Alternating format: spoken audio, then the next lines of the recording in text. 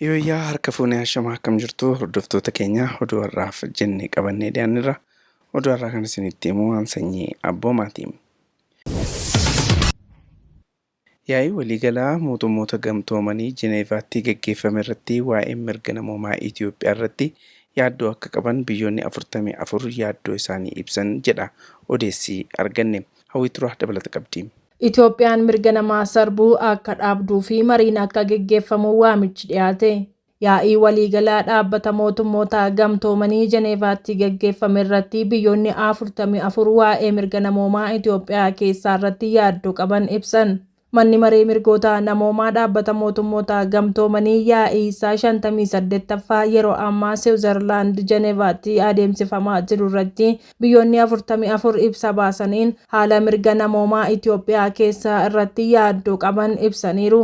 Yaa'ii guraandhala 24/2025 irraa eegalee adeemsifamaa jiru kana irratti biyyoota miseensa ta'an bakka bu'uun ibsa kan kennan Itoophiyaa keessatti uggurri bilisummaa yaada ofii ibsachuu, karaa nagaa wal ga'uu fi waldaa ijaaruu yaaddoo ta'uu akkasumas gaazexeessitoota ukkaamsuun dhaabbilee hawaasaa fi falmitoota mirga namoomaa ugguruun yaaddoo ta'uu ibsaniiru. Akkasumas dhiittaan mirga namoomaa hidhattoota mootummaa fi kan mootummaa hin taaneen raawwatamu hammaataa ta'uu heeruudhaan furmaanni itti kennamuu akka qabu dhaamaniiru. Ajjechaan namoota nagaa irratti raawwatamuu doorsisuun, dararaan dirqiin dhabamsiisuun, lammiilee akka fedhetti ukkaamsuun, bu'uuraalee misoomaa barbadeessuun dhaabbachuu qaba jedhan. Biyyoonni kunniin karaa qaamolee bakka bu'oota isaaniitiin ibsa kennaniin dhiittaa mirga namoomaa naannoo Amaaraa fi Oromiyaa keessatti gaggeeffamaa jiru dhaabuuf qaamotni wal waraanaa jiran marii karaa nagaa irratti akka deebi'an dhaamaniiru. Adeemsi akka ce'umsaa miidhamtoota giddu galeessa godhate akka raawwatamuu fi sarbamaa mirga namoomaatiif itti gaafatamummaan akka mirkanaa'us gaafataniiru.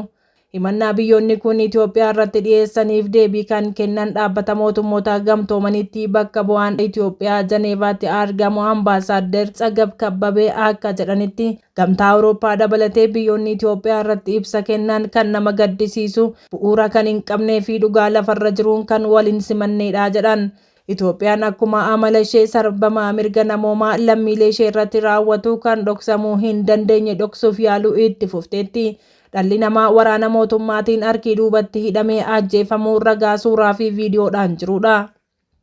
Godina Baashaggar Ona Dugdaa keessatti waraanni maafiyaa PP manneen qonnaan bultootaa ibiddaan barbadeessuu maddeen gabaasanii jiru. Hayyuu Gadaa dabalata qaba. Godina Baashaggar Ona Dugdaa keessatti waraanni maafiyaa PP manneen qonnaan bultoota lama gubanii jiraachuun nagahame.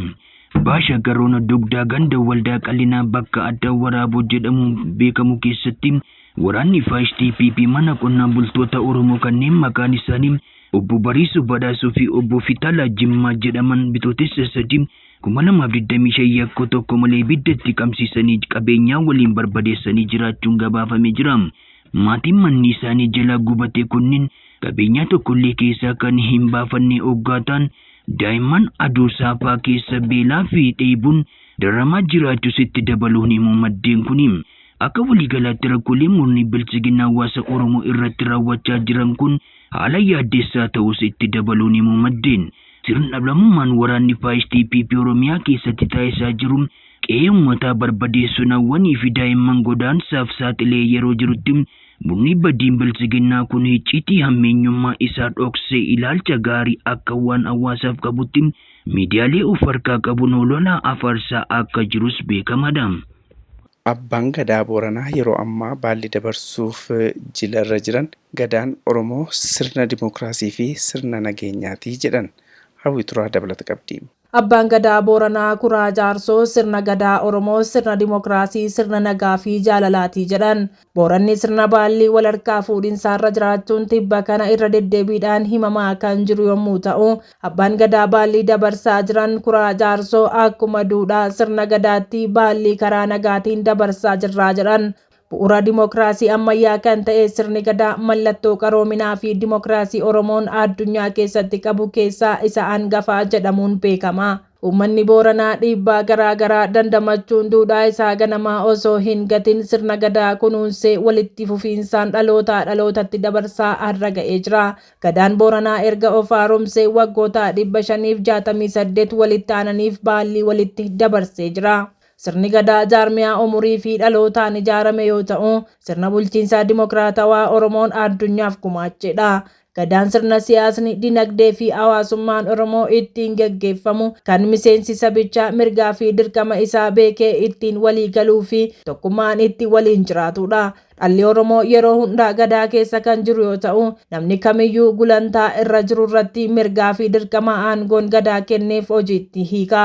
Sirna gadaa keessatti baalliin karaa nagaatiin abbaa gadaa tokkorraa gara abbaa gadaa biraatti yoo darbu, namni raabaa doorii keessaa ga'umsaan darbe abbaa gadaa ta'ee aangoo abbaa gadaa dura jiru irraa fudhata. Haaluma kanaan sirni walharkaa fuudhinsa baallii gadaa Booranaa haaromsaan booda 72ffaa gadaa Fullaasaa fi gadaa Mardiidaa gidduutti godina Booranaa aanaa Hariiroo Ardaa Jiilaa Badhaasaatti geggeeffamaa jira. Akka aadaa Booranaatti abbaan gadaa baallii fudhatu durfamee waan beekamuuf abbaan gadaa Guyyoo Booruu abbaa gadaa Booranaa 72ffaa ta'uun abbaa gadaa Kuraa Jaarsoo irraa baallii fudhataa jira. Sirni baallii walharkaa fuudhinsaa kun karaa nagaa fi tasgabbii qabuun raawwatamaa jiraachuun himameera. Gadaa Fullaasaa irraa waggoota 8 darbaniif abbaa gadaa Booranaa 71ffaa ta'uun Boorana tajaajilaa kan turan abbaan gadaa Kuraa Jaarsoo abbaa gadaa 72ffaa Mardiidaa Guyyoo Boruutiif baallii dabarsanii kennaa jiru. Jilli guddaan Booranaa aanaa Hariiroo Ardaa Jiilaa Badhaasaatti adeemsifamaa kan jiru yoo ta'u, Guraandhala 30 bara 2017 sirni walharkaa fuudhinsaa goolabama. Jiila kana irratti hirmaattonni 400 caalan ni argamu jedhameera. Hidhattoonni mootummaan uummatatti bobbaasee godina lixa Wallaggaa ona Baabboo Gaambeellitti horii uummataa saamaa akka jiran maddeen gabaasanii jiru. Hayyuu Gadaa dabalata qaba. Loltoonni gara jabeeyyii bilchiginaa godina lixa Wallaggaa ona Baabboo Gaambeellitti horii hawaasaa humnaan qabanii qalachaa jiraachuun nagahame. Jireenya dhuunfaa isaanii qofaa irratti xiyyeeffachuun garaa furdifachuu malee waa'ee saba irraa dhalatanii tasuma ija dura kan hin dhufne loltoonni maafiyaan baay'eetti maqaa adda addaa itti maxxansuun hawaasa nagaa irratti saamicha raawwachuu cimsanii jiru. Bifuma kanaanis lixa Wallaggaa ona Baabboo Gaambeel ganda malkaa eebichaatti loltoonni PP dararaa hamaa hidhaa hanga ajjeechaatti ilmaan Oromoo irratti raawwatan bitootessa 2025 galgalaa keessa naannoo sa'aatii 3tti nama maqaan isaa Abbaa Gurraa Qabataa jedhamu jala reeyoota 4 yoo qalatan obboleessa isaa obbo Olaanaa Qabataa jala immoo reeyoota 3 qalatanii nyaachuu jiraattonni magaalichaa ni dubbatu. Akka maddeen naannichaa dubbisne jedhanitti namoonni kunniin siyaasa kam keessaa qooda kan hin qabne ta'uu fi hawaasa keessatti jaalatamummaa guddaa kanneen qaban ta'uu himuun munni bilchiginna sobaa yakkanii maqaa hidhata waraana bilisummaa Oromoo qabdu jedhutti maxxansuun miidhaa irraan ga'uus ibsameeti jira. Onichuma guutummaa keessatti lukkileen bilchiginnaa addatti dargaggoota irratti xiyyeeffachuun uleedhaan qaama isaanii miidhuu irra hanga gara jabina ajjeesuutti ga'anii kan miidhaa guddaa geessaa jiran ta'uu maddeen gabaasanii jiru. Egaan hordoftoota keenya oduun har'aaf qabannee dhiyaanne kanuma hagamaa itti waan afaan turtaniif galanni keessan guddaadha. Horaa bulaa.